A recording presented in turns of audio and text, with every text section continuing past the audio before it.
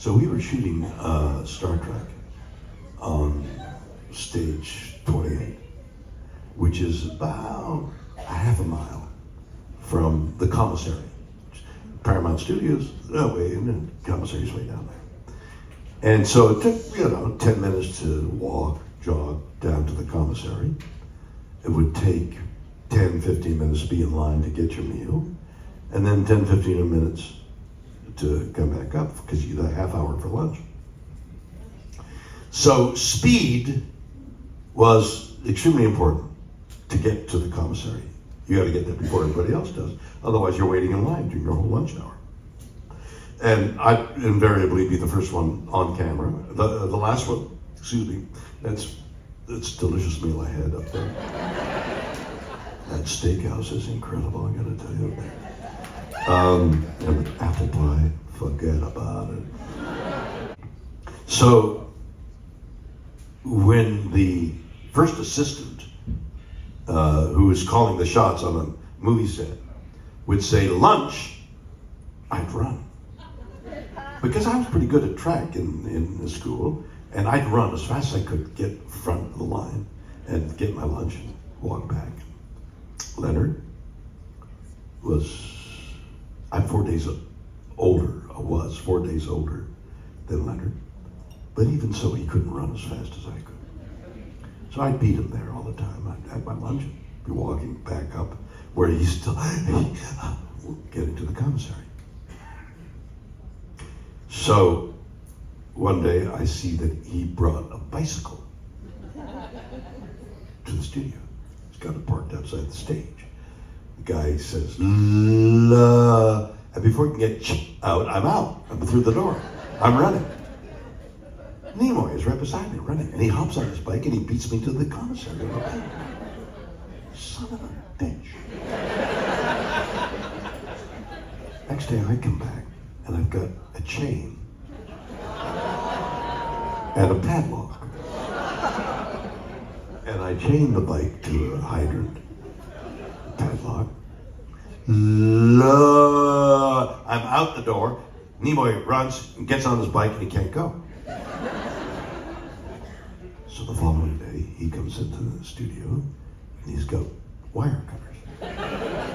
And he snips the chain. And he's the first in lunch. So the next day, I take the bike and I put it in my dressing room.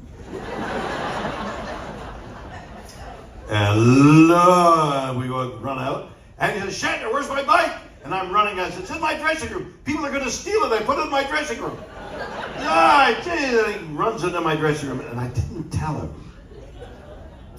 I forgot to tell him. I had my Dobermans in the dressing room.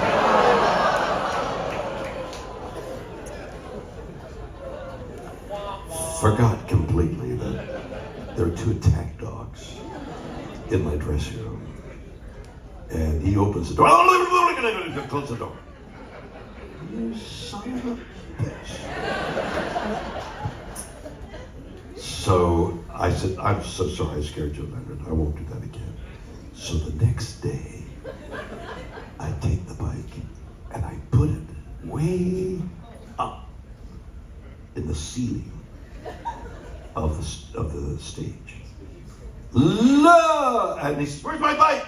And I said, "Raise your eyes to the stars." Now that was my joke on Mr. Nimoy. You know, it's his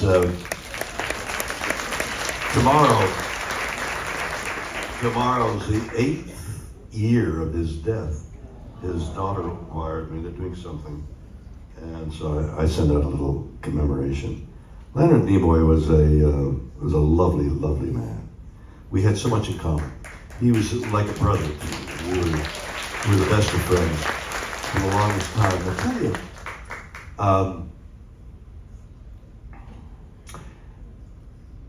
you, when shooting the film, shooting the 3 years of Star Trek, it was very busy, and he was busy being in character and all that, and so we didn't talk all that much. I mean, we were friends, but it wasn't.